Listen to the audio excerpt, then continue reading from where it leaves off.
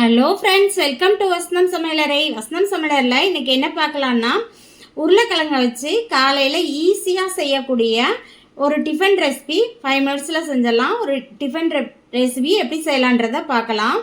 அதுக்கு நான் இன்றைக்கி ஒரு மூணு உருளைக்கிழங்கு எடுத்திருக்கேன், 200 கிராம் அளவுக்கு. இதை வந்து தோல் சீவிட்டு நல்லா கட் பண்ணி போட்டு மிக்சியில் அரைச்சி எடுத்துக்கலாம். இப்போ இது போல் நல்லா தோலை சீவிட்டு இதை கட் பண்ணி எடுத்துக்கிட்டு மிக்சியில் அரைச்சி எடுத்துக்கலாம். இப்போ உருளைக்கிழங்க நல்லா அரைச்சி எடுத்தாச்சு. இதை இதில் ஆட் பண்ணிக்கலாம்.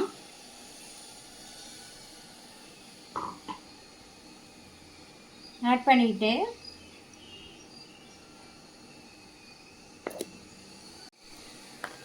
ஒரு கப்பு கோதுமை மாவை எடுத்துக்கலாம்.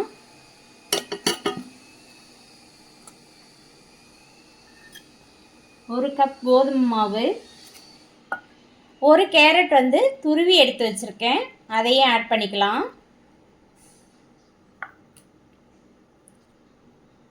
ஒரு பெரிய வெங்காயத்தை பொடியாக கட் பண்ணி வச்சுருக்கேன், அதை ஆட் பண்ணிக்கோங்க.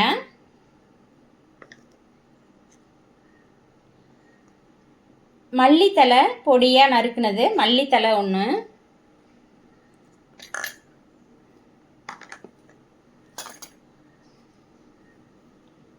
காரத்துக்காக நீங்கள் ஒரு டீஸ்பூன் மிளகாய்த்தூள்,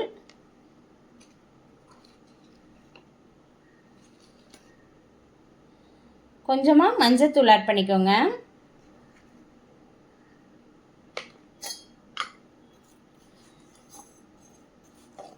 இதுக்கு தேவையான அளவுக்கு சால்ட் ஆட் பண்ணிக்கோங்க. இது எல்லாத்தையும் கொஞ்சமாக சில்லி ஃப்ளேக்ஸ் ஆட் பண்ணிக்கலாம். மிளகாத்தூள் போதும் அப்படின்றவங்க தேவையில்லை. இப்போ மிக்சியை உருளைக்கிழங்கு அரைச்சதை அதை கூட கழுவி இதோட ஆட் பண்ணிக்கலாம். கொஞ்சமாக தண்ணி ஆட் பண்ணிவிட்டு இதை எல்லாத்தையும் கலந்து எடுத்துக்கலாம்.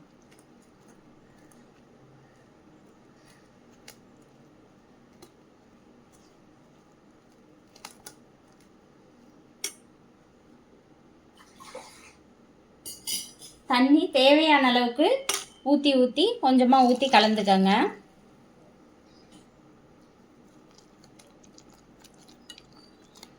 இது வந்து நம்ம பஜ்ஜி மாவு பதத்துக்கு கலந்து எடுத்துக்கலாம்.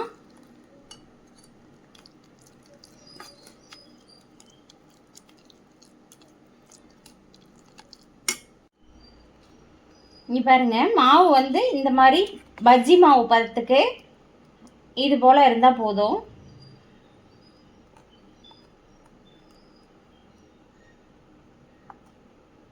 ரொம்ப தண்ணியாகவும் வேணாம், ரொம்ப கெட்டியாகவும் வேணாம், இந்த மாதிரி பதத்துக்கு இருந்தால் போதும். இப்போ தோசைக்கல்லை வச்சுட்டு கல் காஞ்சோன்னே 3 கரண்டி மாவு விட்டுக்குங்க. இதை வந்து நம்ம ஸ்கொயர் ஷேப்பில் தான் நம்ம இது பண்ண போகிறோம்.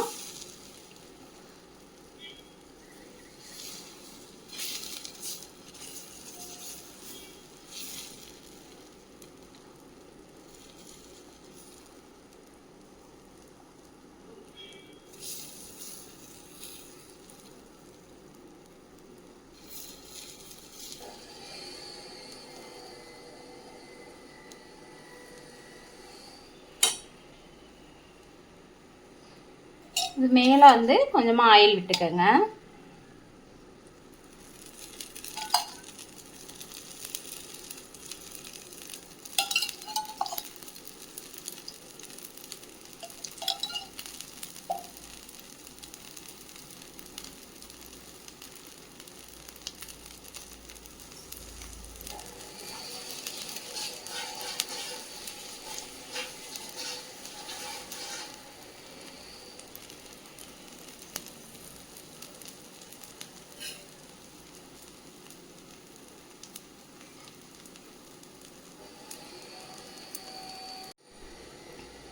இப்போ இந்த மாதிரி மேலே வந்து மாவு பார்த்தீங்கன்னா நல்லா வெள்ளையாக இல்லாமல் எல்லாமே கலர் சேஞ்ச் ஆகி வந்தோடனே நம்ம நல்லா திருப்பிக்கலாம்.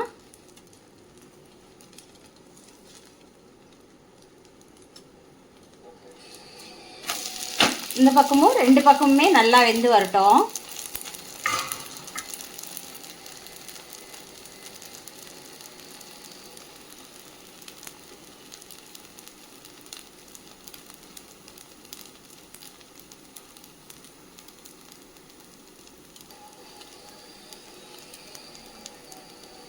பாருங்கள், நல்லா கலர் வந்து எப்படி கிறிஸ்பியாக எப்படி இதாகி வந்திருக்குன்னு. நல்லா வெந்து வரட்டும்.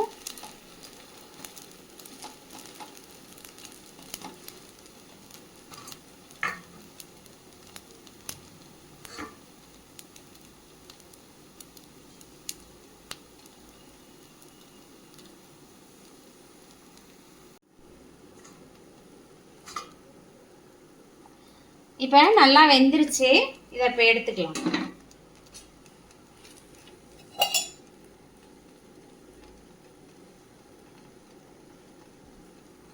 இதை எடுத்துட்டு இது போலவே எல்லா தோசையும் ஊற்றி எடுத்துக்கலாம்.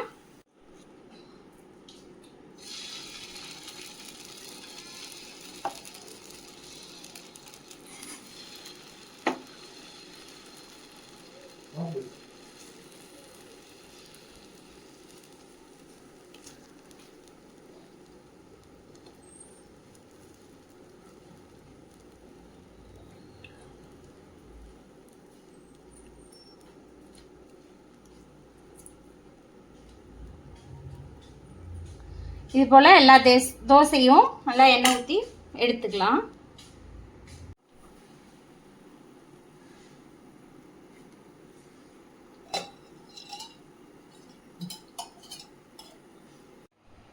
இப்போ இது நல்லா வெந்துருச்சு. இதை எடுத்து வச்சுருக்கோம். இதை அப்படியே கட் பண்ணி எடுத்துக்கலாம்.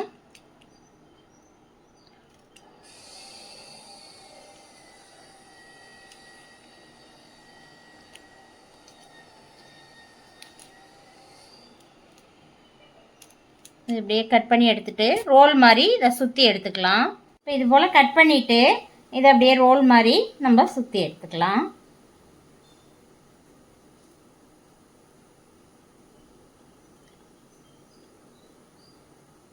இது பாருங்கள், இது போல் சுற்றி ஒவ்வொன்றையும் எடுத்துக்கலாம். இதில் நீங்கள் சாஸு இதெல்லாம் கூட வச்சு சுற்றலாம். நாங்கள் வந்து தொட்டு சாப்பிட்ற மாதிரி செஞ்சுருக்கோம். இப்போ நம்ம தோசை இது கோதுமை மாவில் இந்த டிஃபன் ரெசிபி ரெடி ஆயிடுச்சு. இதை ரோல் பண்ணி கொடுத்தீங்கன்னா குழந்தைங்க அழகாக சாப்பிட்டுக்குவாங்க. இதுக்கு வந்து தொட்டுக்கிறதுக்கு தக்காளி சாஸு, க்ரீன் சாஸ் எது வேணாலும் யூஸ் பண்ணிக்கலாம். செஞ்சு பாருங்கள். செஞ்சு பார்த்துட்டு வசந்தம் சமையலறையை சப்ஸ்கிரைப் பண்ணுங்கள், லைக் பண்ணுங்கள், ஷேர் பண்ணுங்கள். தேங்க்யூ.